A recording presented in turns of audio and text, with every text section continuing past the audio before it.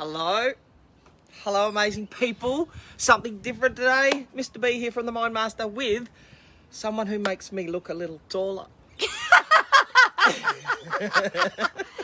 Thanks, Jess. So we're on the Murray River with the amazing Nicola Moras, who is... I don't want to go too over the top, but is a bit of a mentor. Stop it. She's my Stop mentor. And I think it's really important to have mentors. But I thought I'd pop on today instead of having a lesson with car education. I thought I'd just ask Nicola what she's been doing with her children. She doesn't even know what I was going to ask her. With Nicola, we're going live. with her children, because what I'm finding is people are actually starting to enjoy having their children at home, and they seem to be getting a lot more out of it. So I've spoken with probably, let's say, 30 parents in the last week, 2 weeks, and that's probably an exaggeration. But the common theme coming through is, yes, my child is behind and I'm actually enjoying what I'm doing at home, and my kids are getting more out of it than I thought they would. Yeah. So I'm just going to ask Nicola what she has found, being the mindset legend that she is. Nick, welcome. Thank you. Thanks for having me. I got thrown into the deep end, you guys. I have She did to a little tell bit. you. She did, but she does love a camera, I must say. No, And it loves you. Oh, It does. Thank you. So I don't know what you guys have found. I know we were talking to, you and Kim earlier, and the thing that I've been finding is that I love having my kids home. Most of the time. Like, let's be real. Well, I've got to say, coming down for a walk with you this morning, now that restrictions are lifted a little. Children. And without children, we've been coming down with the kids. It's nice to have a little break, for sure. Yeah. But I'm enjoying it. Having them Yeah. at home. I'm actually not teaching them. Totally. Kim is. That's why he's enjoying She's up it. there going, yeah. But no, she's enjoying it.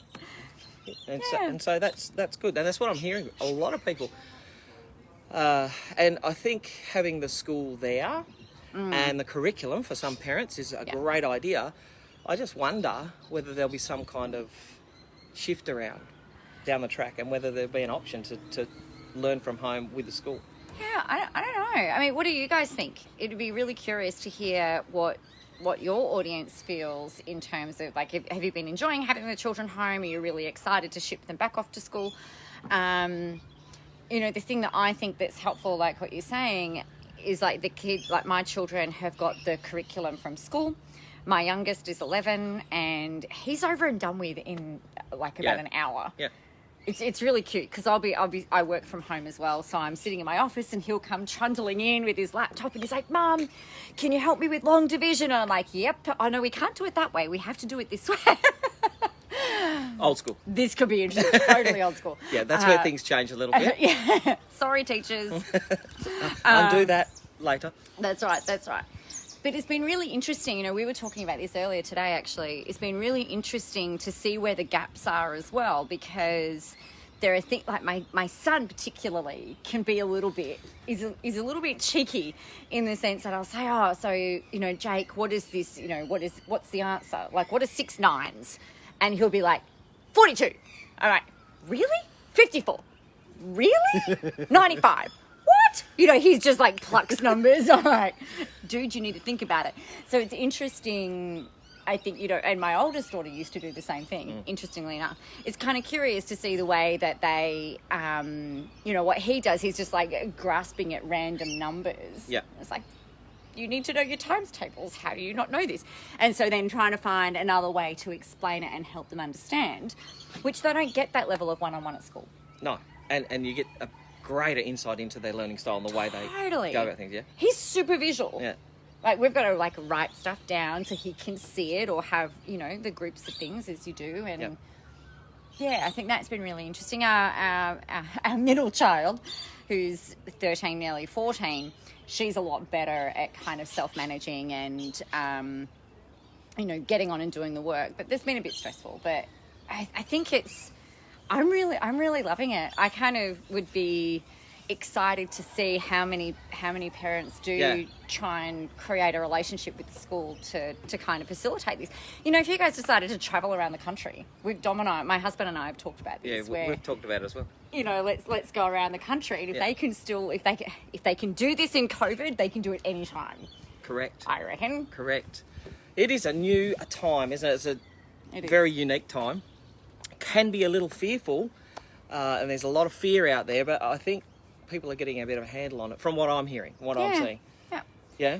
Yeah, I think that the gap, you're getting a handle on it, but you're also seeing where the gaps are and where the cracks are, and then trying to find a way to fill those. And it's not necessarily a skill-based thing or a learning-based thing. Correct me if I'm wrong, but it can be the way that they're processing their information, and Correct. that's what you guys... That was a nice That's a nice segue, segue. wasn't it? Leave me hanging! That's right, Nicola. Oh, my goodness. Can you talk Well, about yes, that? yes, we do. We rewire the brain so that learning and reading is much more easy. And yes, that is what we do. Not that I was going there. She just did that. This is the kind of coach she is. She'll lead you into place. But that's what we do. During the week, we have a couple of free training sessions that teaches you how to use the time at home, which is really applicable right now, Yes. to rewire the brain for processing, Yeah. memory, focus and attention, which are all the key components that make reading and easy reading and learning crucial Yeah. parts of the brain. Tongue tie. So, okay. So what would... Let's steer away for a second, Nicola, from education Yes. and talk about... Can we talk about mindset? Can we talk about confidence? She just reads my mind. Like, I've known her way too long, obviously. Yeah. So what, Nicola? Apart from education, what would be the best couple of tips for creating confidence in children, and having them self-aware, and boosting self-esteem? Because that's something that Yeah. comes up a lot. A lot of the kids that have been a little bit behind in reading or whatever, well, I find lacking confidence. Yeah. And putting themselves out there and won't give things a go, and they get into that perfectionist mode, and Absolutely. the I'm dumbs, the I can'ts come out. Yeah, yeah. We really, we spent a lot of time with my oldest daughter, who's now 18. I know, I look too young. Thank you. With our oldest daughter, and we really saw this play out for her. And so one of the things that, you know, I know that you and Kim really advocate for in both Superhero University and through booster programs and stuff like that, is making sure that they know how to reframe and what we focus on is what we get, Yeah. right? So if you're constantly focusing on, oh, I'm crap at this, I can't do this, I can't do that, I can't do that, then that's the evidence that's going to be shown. Yeah. So kind of flicking that around to looking for strengths, reframing, taking responsibility for your own actions, your own mindset, and things like that are really crucial. And the thing that I think is really fabulous is the fun bit. You know, you've got to be able to bring fun into what it is that you're doing, and I think that's where, you know, you guys really excel, is being able to make learning fun. Yeah, and creating habits that, and Yeah. that's a hard thing. I'm doing the push-up challenge. You're doing it too. I am. Yeah? The big so- 3,000 one. Yeah, was it 3,000? Not the 25 a day one. No. So 3,046, isn't it? Yes. Yeah, I think so. So there's A lot. It's a 3,046 push-ups within 21 days. And I was hurting, right? I was hurting the first couple of days, but now I'm finding it quite easy to do. And we're doing 180 push-ups a day. But it's about breaking those habits. And when you do something long enough, 21 days to break a habit, then it becomes part of the everyday. And I already see myself continuing on with the push-up challenge in some form. I don't know what it's going to look like, but yeah. And I know. She's such a great boost for my... There you go, high fives all around. All the high fives. So yeah, and that's by doing things in a systematic way, but making it Yeah. fun, we can break these habits. Yeah. And kids absolutely. don't have to be stuck in that, I can't do this, Yeah. shoulders down. It's not a great place to be, and we all want our kids to be up, giving things a go, not necessarily being the top at everything, but just being happy. Yeah. And that's what it comes down to. Yeah, and Sorry, doing the best I took that over my own interview. No, Nicola, great. your thoughts? I concur. I concur with everything that you just said. I think that's really important. I think, we see a rise in, or maybe not a rise, but a real issue with bullying. We see a real issue with kids putting themselves down, not being willing to stand up for themselves, taking, can I swear on your lives? Like taking crap. How's that? Like the censored version. Hi, Holly. Oh, hi, Hol. Taking crap, and not understanding how they can address it. And I think if they are able to, in a very resourceful way, be assertive and, this is not okay. The other thing that we've talked about a lot is, talking about feelings. This is something I know for me, I hated, I don't know about you, talking about feelings. Staunch country boy. And I'm like, I can do all the things. I don't need to talk about how I feel. That only really changed maybe, 7-8 years ago, and it's been a learning process. So I think what I think is really important for any of you who have done any kind of personal professional development is like we see how important and how imperative it is for in our careers, in our businesses, and how we approach life. Like I always think about, like, man, I wish I knew this when I was 12 and 13. Yeah, exactly. Yeah.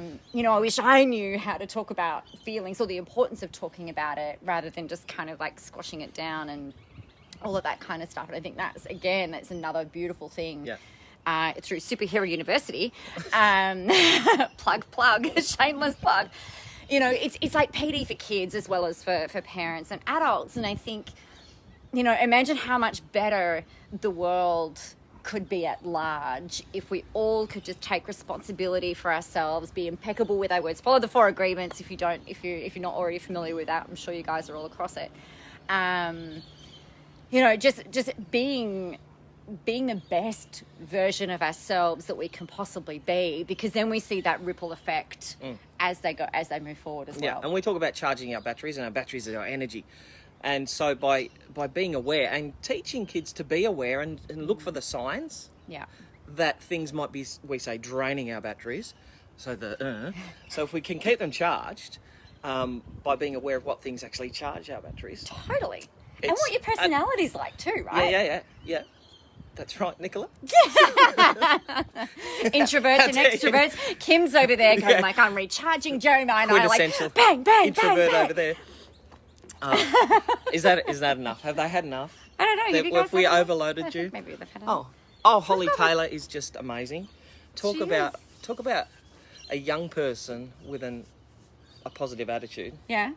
Go Holly. Right there. High five. She actually did a lesson for me in lockdown learning. Oh, nice. How good was that program? Amazing. I think it was Take your time amazing. to answer, Holly, how good was that program? No, but I think like what you've shown and what's really cool, you guys, is the ability to be resilient. And I think, from the Mind Master and things like this, it's like Jeremy and Kim have gone, you know what, we're in the middle of a pandemic, in the middle of a crisis. All of a sudden, every parent on the planet has got all of their children at home. I know I'm exaggerating a little bit. Every parent on the planet has their children at home. An instant homeschooler just had COVID. Yep. Just had COVID. Nice. Thanks, I just made it up. I'm using it. And so, like, what we talked about, or what Jeremy said, is like, okay, like I've been chatting to Kim. This is what Kim said. Should we put together something that's really going to help? And get parents particularly through these times. And if your kid's struggling, then you don't want to not do anything for the next 2 or 3 months, or however long it's going to be, and then send them back to school even further behind. And that was why lockdown learning got created, as well as it being very fabulous. And I'm loving my green screen, I must say. So yeah, it's like that ability to pivot and see opportunities. And if we can teach our children how to face adversity is a really or unprecedented things or change, And look, I mean, what better time to use this as an example of, you know what, everything just got ripped out from underneath us, but you know what, you guys are all doing really well. I think it's something, it's going to be really interesting to see what kids take out of I think out of this time. This time right now is a perfect time to create connection, and to teach resilience and being able to adapt, and something was one of my eye. Yeah. So why not use it as an advantage rather than looking at it as a disadvantage? Absolutely. And look, guys, one-on-one, kids will learn, as Nick said earlier, 10 times faster. So an hour, 2 hours, you can get more done. Yeah. Now, please, I'm just generalising here. Those people who are working from home and have 3 kids... It's really challenging. It's really challenging. Can be challenging. But the kids are learning so much faster in that environment. Yeah. And just think about it. You've got 25 kids in a classroom. You've got one teacher, possibly a teacher's aide. And if you divide that 25 up with the, let's say, 4 hours of actual teaching that gets done, taking out, getting set up, all that stuff, it's not much time one-on-one. Yeah. All right? So... Is this something like 7 minutes a day? Just... Yeah, something like that. But it depends on behavioural issues, right? It depends on the needs of certain children and who might have more of a need for one-on-one attention, which then takes it away from others. So, you know, it's juggling. Yeah. I think it'll be interesting to see, and as you were saying before, I'd be curious to hear what your viewers... Your fans, what your viewers, what your like kind of thinking process. Are you excited to get the kids back, or are you, considering? I know my husband and I haven't talked about this. This is just me considering this. So yes, your husband is thinking it then. Like what would life be like if we were to like homeschool in this kind of a way, and do that, and then how could we make our life different? And I think that's one of the things that has been really brought to the front of a lot of people's minds is, most of us have been living this kind of like rat race life. Yep. Or many of us, rat race life, work, kids, go to school. And I think things have settled a little bit, in my opinion. Things have settled a little bit, and people are actually starting to enjoy their children, their experiences, the interaction and the connection, which you talked about before. It's like a breath now. Yeah. It just seems like everything was heightened, and now we're coming down. Maybe that's maybe that's just myself and Nicola and Holly. But yes, not to put words in everybody's mouth, but I'd love to hear. Yeah, I think it'd be great. I'm sure you'd follow along. I'm super curious. Yeah, share, please. Well, it's been lovely having you on. Thanks. I must say, Nicola Moras, if you'd like to look her up. Well, it's okay. Are you going to plug? No. She's plugging things on my channel? No. No, I was going to... I was going to plug you. I was going to plug you. No, you're so cute. Stop it. Look her up. If you're looking for ways and means of launching yourself in different ventures, Holly, you'd be awesome at it. And really, it's all about mindset. Nick has changed our mindsets over the past 8 years to a point that we could be happy and we can not freak out about stuff as much as we used to. So, yes, get on to nicolamoras.com. So cute. Okay. But in all honesty, Jeremy and Cam, amazing programs. We've been working together for 7 years. Oh, look, the introvert spoke. 7 years. So, I've seen everything that they've created. I've seen everything that they've done. And they really are the leaders in children development, rewiring brains, helping a children with developing confidence and tapping into their own brilliance, which is really, I guess what we're talking about. Don't hesitate, you guys. I've seen, some of their groups, and I see the success stories that get shared literally every single day with the transformations that these children are experiencing and achieving. Hey, Joe. And it's just, it fuels me. My children, one of my children have been through their program. Thanks, Hol. it's so heartwarming to see the change that these guys are making. So please keep advocating for them, share their stuff far and wide. You know, the more we can get them out there, the more lives of children we can impact. And we know that it's hard. It's interesting. It's interesting that it's hard to take, isn't it? Right, something I've had to work on a lot. Yeah, but it's you know, you're creating ripple, and you guys really are creating massive change. So Nice. yeah, there you go. Well, that's lovely. Bye, everybody. You have the most amazing day, and stay safe. Thanks for having me. Thanks, Bye. Nick.